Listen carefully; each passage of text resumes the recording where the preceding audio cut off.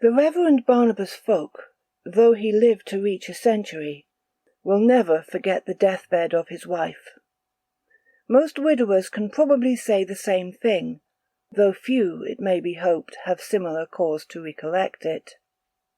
Mr. Fowke, at the time of the event referred to, was a man of middle age, and the incumbent of G, a small agricultural town on the edge of one of our northern moors. He was a hard-working, honest parson, of no great strength of character, and of no particular ability, nor had he had any special experience with the more subtle side of life. He had been educated at a good second-class public school and a small Oxford college, whence he had gone in due course to take up a curacy in one of our lesser manufacturing towns.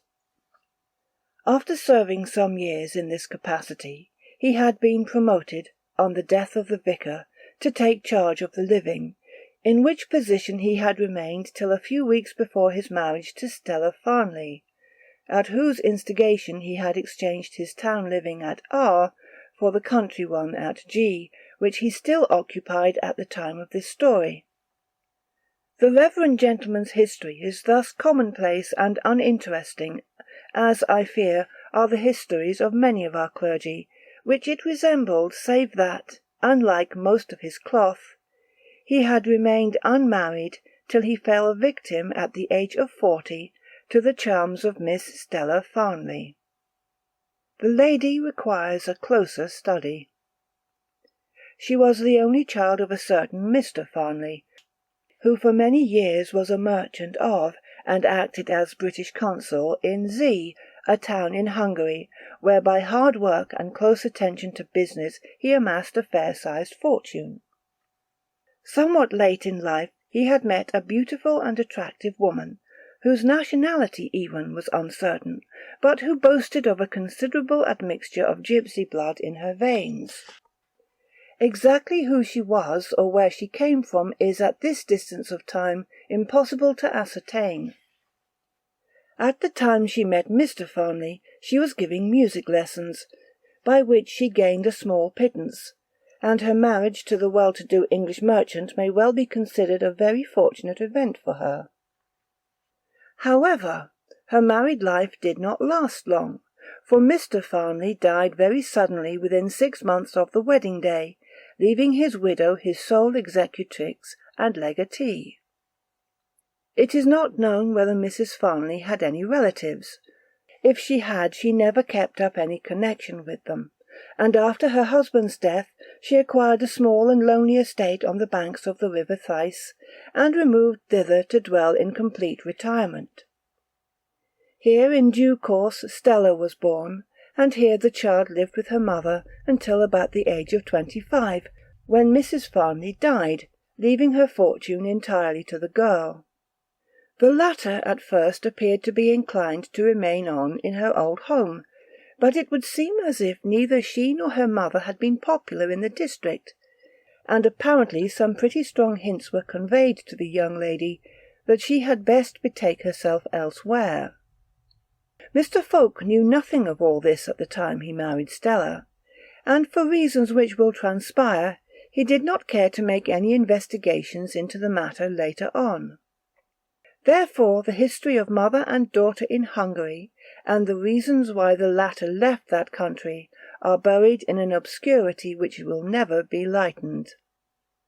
Whatever they may have been, Stella no doubt felt that it would be difficult for her to settle down by herself in any new country, and she accordingly put herself into communication with the only relative she knew herself possessed of, a Miss Farnley, the elderly sister of her father, with a view to taking up her abode with her as a paying guest.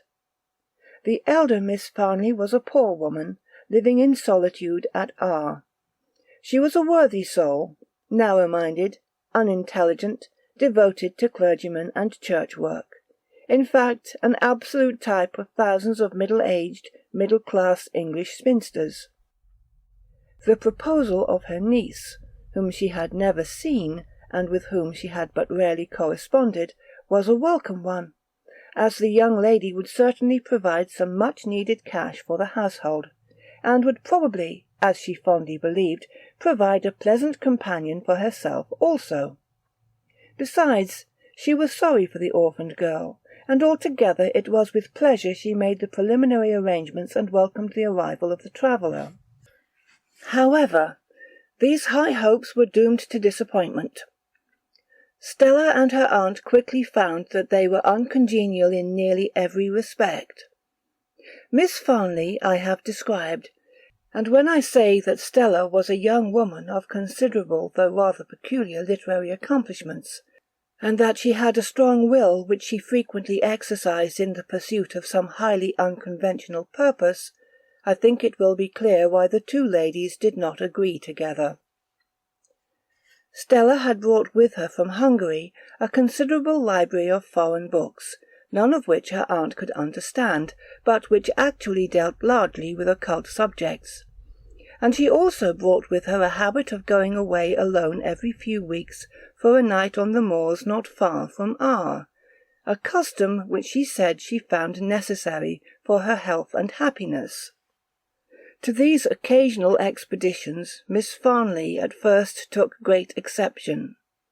But after a stormy scene with her niece, the elder lady felt herself worsted, and, as she had ceased to take any affectionate interest in the younger woman, she also ceased to care greatly as to what she did or thought. Stella, therefore, went on her own way undisturbed, but conscious of perpetual criticism, and no doubt was eager to escape from an atmosphere so uncongenial to her. At the same time she realized the conventions that bound her, and that her best hope for the future lay in marrying some man, weaker than herself, whom she could bend to her will. This no doubt actuated her in encouraging the somewhat timid suit of Mr. Fowke, and in astonishing as well as delighting that gentleman when she accepted his rather diffident offer of marriage. The young lady showed herself an obliging disposition in the arrangements made prior to the wedding, her only stipulation being that Mr. Fowke should change his present living for one nearer the moors. In accordance with this, Mr. Fowke negotiated an exchange with the vicar of G, and after a short honeymoon took possession of his new cure. Here he settled down to what he anticipated would prove a peaceful and happy life. He was devoted to his new wife, and she, while less demonstratively happy, appeared to be contented both with her husband and her new surroundings. The first flaw in their married life showed itself a few months after their arrival at G, when one day Mr. Fowke, having occasion to speak to his wife, went upstairs to the room which she had selected as her private sitting-room, and in which she had installed her voluminous library. On reaching it, he heard from within a sound of low chanting in a language that he did not understand, and at the same time became aware of a singular smell, as of the burning of some aromatic herb. He tried the door, and finding it locked, called to his wife. The chanting ceased immediately, and his wife's voice told him to wait a few minutes, and she would admit him. On the door being opened, he found the room filled with a pungent smell emanating from some herbs, which were burning in a small brazier set upon the table. "Whatever are you doing, my dear?" he asked. Stella replied that she was suffering from a severe headache, which she was trying to cure by inhaling the smoke. It was a Hungarian remedy, she added, but she did not explain the singing. Mr. Fowke remained somewhat puzzled, and his astonishment was considerably increased when a little later his wife informed him that she intended to go to I, a tiny hamlet far up on the fells, that afternoon, and would spend the night there, returning the following day. It was the first time that Mr. Fowke had heard of Stella's solitary visits to the moorland, and he not unnaturally sought an explanation of them, which his wife refused to give in any greater detail than the mere statement that she had for long been accustomed to make these periodical trips into solitude. He asked to be allowed to accompany her, but she positively refused to permit this, and it was with a heavy and worried heart that he watched her leave the house later in the day. The following afternoon she returned, tired and with muddy clothes, but seeming exhilarated by her expedition. She refused all information about it, save that during these trips she was in the habit of staying at the Three Magpies, a small inn at Eye, and making thence expeditions on the higher fells. With this slender explanation, Mr. Fowke had to be satisfied. A few weeks passed, when again one day Mr. Fowke detected the odour of burning herbs, and again learnt that his wife was on the point of starting for Eye. She again declined his proffered company, and left the house as before. Mr. Fowke had never been to Eye, which is a remote hamlet, not distant as far as mileage is concerned from G, but only approachable by a branch line of railway with an infrequent service of trains. He was, however, acquainted with its vicar, to whom he presently wrote to inquire as to the standing of the Three Magpies, since he was not over-pleased that his wife, a foreigner ignorant of our ways, should elect to stay alone at an absolutely unknown inn. The reply he received was not at all reassuring, for the vicar of Eye wrote that the Three Magpies was a public house of poor repute, kept by an old couple of more than doubtful respectability.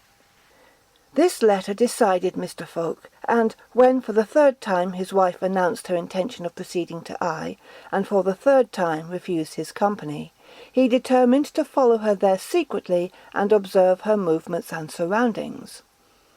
It was not difficult for him to arrange to do this, since he could easily reach Eye on his motorcycle long before her slow train could land her there, even if he did not start until after she had left the parsonage. He carried out his programme and in due course reached Eye and made his way to the Three Magpies. Here he found that the old man was very nearly bedridden and quite senile, while his wife regarded her clerical visitor with almost open hostility. However, the gift of a sovereign and the promise of another effected a great change and unlocked the old woman's tongue, so that she poured forth volubly all she knew. Yes, she knew the lady quite well. She had been in the habit of coming to Eye once every few weeks for a long time. No, she always came alone, and had never spoken to anyone except herself, to her knowledge. What does she do? Oh, she always goes straight up to her room and shuts herself in.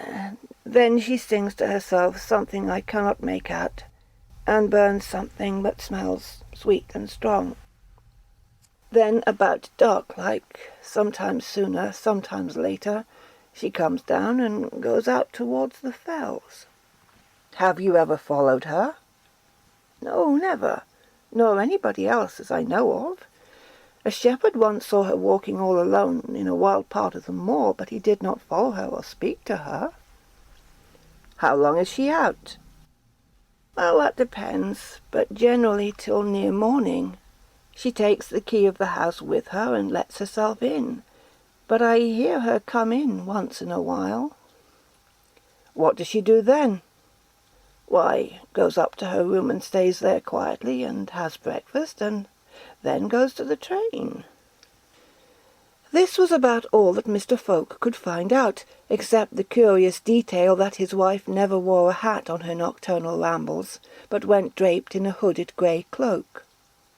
By the time this catechism was finished, it was nearly time for Mrs. Fowke to arrive, and the Reverend Barnabas accordingly ensconced himself in a room into which he was ushered by the old woman, which commanded the front door of the inn. In a short time he saw his wife arrive.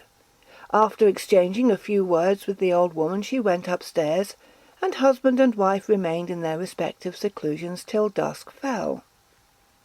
Then Mr. Fowke heard Stella descending the stairs, and in a few moments he saw her emerge from the house clad, as described, in a long hooded grey cloak, and walking swiftly and resolutely. Giving her a short start, he followed, and as he left the inn the well-known smell of burning aromatic herbs was in his nostrils. His wife was by now a few 100 yards away, and had nearly cleared the little hamlet, heading for the open moor. As she proceeded, a singular episode occurred. Mr. Fowke thought little of it at the time, but much later. A sheep-dog was lying asleep by the roadside, and as Mrs. Fowke drew near, it suddenly started up, and, with back upraised and tail depressed, uttered a melancholy howl and darted through the hedge. Mrs. Fowke paid not the least attention to the dog, but pursued her way steadily through the rapidly falling dusk. Her husband followed as steadily, and thus for a long time they wound their way upwards towards the loneliest and wildest part of the fells. It was by now night, but the moon had risen and flooded the landscape with her rays. The couple, one about 200 yards behind the other, were now mounting the side of a steep hill, and hitherto Mr. Fowke had remained in the pleasant belief that his presence was unsuspected by his wife. He was to be undeceived. The lady passed round a corner of the hill, thereby disappearing from sight. Mr. Fowke hastened after her, and on passing the corner in his turn, found himself confronted by his wife, who stood watching for his appearance with a sarcastic smile. She greeted him. "Well, Mr. Spy, are you very much puzzled?" He remained silent, dumb with astonishment and chagrin, and she went on. "I have been wondering what to do with you ever since you left home, but I have decided at last. You shall see all there is to see. I don't think you can do any harm, and you may be useful by and by. Follow me." And she turned and went on again. Mr. Fowke followed silently and abashed. Presently he became aware of a rosy light shining in front of them, and after walking a few yards more he found himself standing by the side of his wife on the edge of a small, cup-shaped hollow in the hills. In the centre of this hollow a large fire was burning, and near the fire Mr. Fowke could make out a pile of stones shaped like a rough altar. A group of about 6 people, all clad in the same grey hooded cloaks, were sitting silently near the fire, and towards these his wife now began to descend, first telling him in a low, imperious voice to stay where he was. As Stella advanced down the declivity, the group by the fire became aware of her approach, and rising, moved to meet her with gestures of greeting and respect. Stella passed through them, haughtily returning their salutations, and slowly ascending the stone altar, seated herself on a rock near its summit. As soon as she had taken up her position, she gave a signal, and the others forming round the fire commenced a slow and stately dance to the accompaniment of their own low chanting. Mr. Fowke watched, absorbed. Gradually the dance grew quicker and wilder, and the chanting louder. The whirling forms flung themselves into grotesque attitudes and shrieked ejaculations, the meaning of which Mr. Fowke began dimly to divine, though the words were strange. Suddenly they were silent and still, and at the same moment Stella rose from her seat, and throwing back her hood and turning towards the summit of the altar, began in her turn to take up the chant. As she sang and bowed towards the topmost stone, her face and figure seemed transformed. In the flickering firelight and pale moonshine she seemed to grow weirdly and horribly beautiful, and to grow statelier and taller in her person.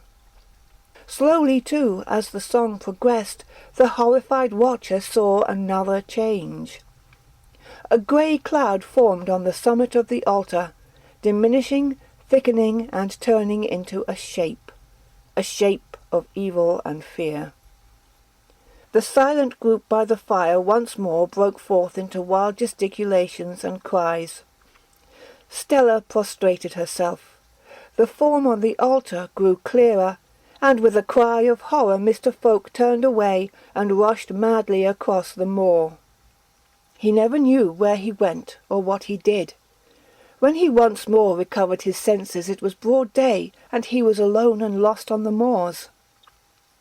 It was late afternoon before, broken and exhausted, he reached his own home, where the first person to greet him was his wife, cool and collected as ever. She led him into his study. "Well," she said, "and what are you going to do now? Are you going to go about telling a cock-and-bull story of the moors, or are you going to be a good little man and hold your tongue? Don't imagine I care," she went on. "The Great One can protect his servants, and destroy his enemies." Mr. Fowke groaned. "It was true, then," he said, "not a horrid dream." "You had better call it that," she answered with a laugh, and left him. Mr. Fowke was utterly perplexed, and, like many men of weak character, could decide on nothing. So matters drifted on. He had little or no communication with his wife, who was, however, invariably civil and pleasant when they met, with a kind of mocking courtesy, which maddened him. At last came the day when she announced her intention of again going to Eye. "And perhaps you would like to go with me," she said. "You will be ready for the grey robe soon." She went, and he spent the night in an agony of prayer. The next day Stella returned and came immediately to his study. This time, however, she had no look of exhilaration on her face. She was troubled and angry. "How dare you interfere with us," she began, "with your paltry little prayers and tears? You disturbed us last night. The Great One was angry." She stopped and then went on. "I shall have to find a means of silencing you. It was a mistake to show you what I did." He looked at her. "So it's not too late, is it?" he said. "I can perhaps save you, and drag you away from—" She interrupted him. "Silence!" she cried violently. "Or I will take steps to quiet you. I will blast you. I will call upon the powers of the air. I will—" She was going on madly in her excitement, when suddenly she became rigid, her face blanched, and she fell senseless to the floor in a fit. Mr. Fowke raised the prostrate body, laid it on a sofa, and summoned help. The unfortunate woman was carried to her bedroom, still unconscious, and the doctor was sent for. He was an ordinary country practitioner, and the case seemed to be clearly beyond his powers to deal with, but he emphasized the need of a trained nurse, and one being fortunately available in the village, she was presently duly installed at the parsonage. After having seen all done that was possible, Mr. Fowke, utterly worn out, retired to rest. Towards midnight he was awakened by a knocking at his door, and opening it found the nurse pale and trembling on the threshold. She instantly assured him that she must throw up the case and leave the house at once. She could or would give no clear reasons for her action, but repeated again and again that she would sacrifice her whole professional career rather than remain in that sick-room. Things had happened there, she said, things she could not tell of, but the place was accursed. In vain Mr. Fowke tried to reassure her. She would not remain, and so, bidding her go to her room till morning without disturbing the household, Mr. Fowke went to his wife's room to take up the vigil himself. When he entered the sick-room, all was still. Stella was lying motionless, breathing gently, and at intervals murmuring a few words in her native tongue. Mr. Fowke settled himself down in an armchair, and gradually fell into a doze. He woke suddenly as the clock struck 3, and glanced around him. The lamp had burnt low, and the room was very cold. His wife still lay quietly in her bed, muttering softly to herself, but as Mr. Fowke watched her, by the dim light, he fancied he noticed a horrible change in her. Gone were the full rounded outlines of a woman's form. Her figure on the bed had become angular and misshaped.